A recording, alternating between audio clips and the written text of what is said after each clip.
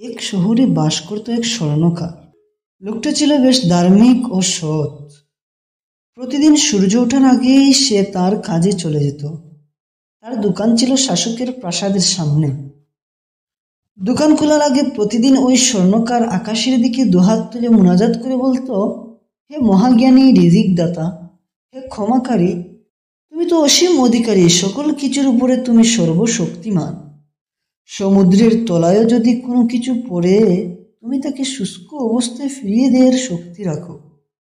এই দোয়া করে দোকানের দরজা খুলত সে। বাদশাহ প্রাসাদ যেহেতু কাছেই ছিল, সে কারণে স্বর্ণকারের দুয়ার শব্দে বাদশার মজার ঘুম ভেঙে যেত প্রতিদিন। কেননা প্রাসাদের জানালা খোলাই থাকতো। একদিন বাদশার ঘুম ভাঙতেই বাদশাহ রেগেমেগে চিৎকার করে বলল, কে এই লোক প্রতিদিন সকালবেলা আমার আরামের ঘুম হারাম করে দেয় আর ভেঙে দেয় চমৎকার স্বপ্ন? বাদশাহ তার এক চাকরকে ডেকে জিজ্ঞেস করে জানতে পারলো যে এটা এক স্বর্ণকারের কাজ, আর তার দোকান হচ্ছে প্রাসাদের সামনে। এ কারণে ওই স্বর্ণকারকে উচিত শিক্ষা দেওয়ার চিন্তা করলো বাদশাহ। উজিরকে ডেকে একটা হীরার আংটি নিল এবং প্রাসাদ থেকে বেরিয়ে দুজনেই স্বর্ণকারের দোকানের দিকে পা বাড়াল। স্বর্ণকার বাদশাকে তার দোকানের সামনে দেখে থো মেরে বয়ে গেল। বাদশা মূল্যবান এই আংটিটা স্বর্ণকারকে দেখিয়ে বলল, এই আংটিতে একটা ইয়াকুত পাথর বা রুবি আছে, যার দাম কয়েক হাজার স্বর্ণ মুদ্রা। আমি খুব ভয় পাচ্ছি এই মূল্যবান পাথরটি হারিয়ে না যায়, সে কারণেই তোমার কাছে এলাম। তুমি রঙের একটা কাজ দিয়ে হুবহু এই রুবি পাথরের মতো আরেকটি পাথর বানাবে। আমি এই নকল আংটিটাই সবসময় পরব, আর বিশেষ বিশেষ অনুষ্ঠানাদিতে আসল রুবিটা আংটিটা পরব। এই বলে বাদশাহ আংটিটা স্বর্ণকারের হাতে দিয়ে বলল, আংটিটা সাবধানে রাখো কিন্তু। স্বর্ণকার আংটিটা নিল এবং ছোট্ট একটা বাক্সে ঢুকিয়ে সিন্ধুকের ভেতরে রাখলো এবং সিন্ধুকের দরজা বন্ধ করে দিল। বাদশাহ স্বর্ণকারকে বলল, এক গ্লাস পানি দাও তো। স্বর্ণকার তাড়াতাড়ি করে চলে গেল বাদশার জন্য পানি আনতে। বাদশাহ এই ফাঁকে সিন্ধুকের দরজা খুলে আংটিটা পকেটে ঢুকিয়ে নিল। স্বর্ণকারও এসে পৌঁছল পানি নিয়ে। বাদশাহ পানি দিল। আমি যাওয়ার আগে সিন্ধুকের দরজাটা ভালো করে বন্ধ করো।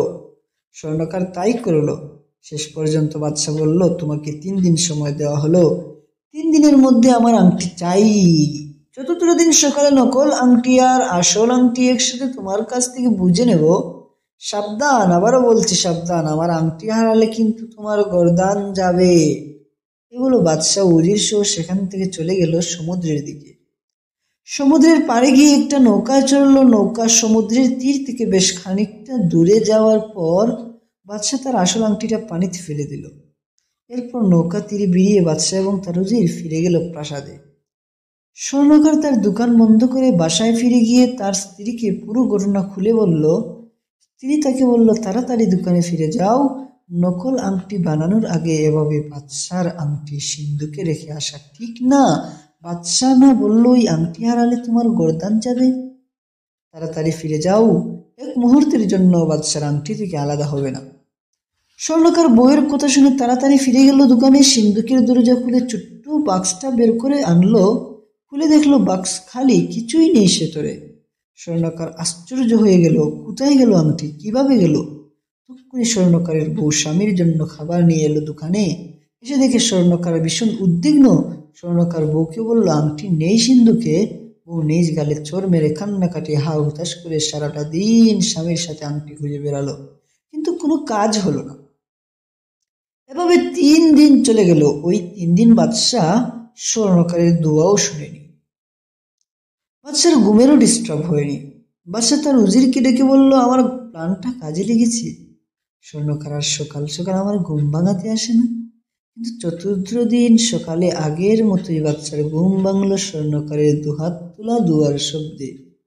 বাদশাহ রেগে মেগে স্বর্ণকারের দোকানে গেল। তার সাথে তলোয়ার হাতে তার এক সেপাইও গেল।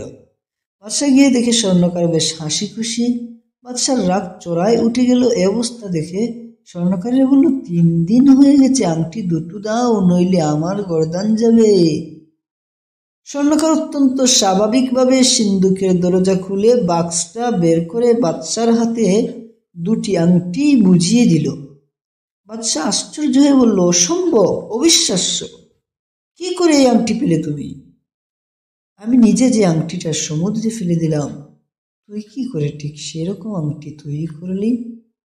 আমি এবং আমার বউ যখন আংটি পাবার ব্যাপারে হুতাশ হয়ে পড়লাম, দোকানে যেতে না পারলাম না, ঘরে বসেই থাকলাম, খাওয়া দাওয়া ছেড়ে দিয়েছি। আমার বউ বাজারে গিয়ে একটা বড় মাছ কিনে আনলো। মাছের পেটের ভেতর আপনার সেই মহামূল্যবান আংটিটা পাওয়া গেল। আমি দেখেই চিনে ফেললাম এটা বাদশার সেই আংটিটাই। তাড়াতাড়ি আংটিটা নিয়ে দোকানে গিয়ে কাজ শুরু করে দিলাম। বেশ, তুমি যেরকম চেয়েছিলে সেরকম আংটি বানিয়ে ফেললাম। কাজ শেষ হবার পর আমি আবার সেই দোয়াটি পড়লাম যে দোয়াটি আপনি প্রতিদিন শোনেন। বাদশার বিশ্বাসই হচ্ছিল না। দুহাত বাড়িয়ে স্বর্ণকারকে বুকে জড়িয়ে নিয়ে বলল, সুবহানাল্লাহ, তুমি আসলে এক নেককার বান্দা। আমি তোমাকে বিপদে ফেলার জন্য যা যা করেছি সেসবের জন্য ক্ষমা চাচ্ছি। এরপর বাদশাহ তাড়াতাড়ি তার সেপাইকে বলল স্বর্ণকারের জন্য বিরাট একটা থলি ভর্তি করে দিনার নিয়ে আসতে। সেপাই তাই করলো। বাদশাহ সেগুলো স্বর্ণকারকে দিয়ে বলল, আজ থেকে প্রতিদিন সকালে তুমি খালেস দুয়ার মধ্য দিয়ে আমাকে জাগাবে, দোয়া করবে, হে মহাজ্ঞানী, রিজিক দাতা, হে ক্ষমাকারী, তুমি তো অসীম ক্ষমতার অধিকারী, সকল কিছুর উপরে তুমি সর্বশক্তিমান। সমুদ্রের তলায় যদি কোনো কিছু পড়ে, তুমি তাকে শুষ্ক অবস্থায় ফিরিয়ে দেওয়ার শক্তি রাখো।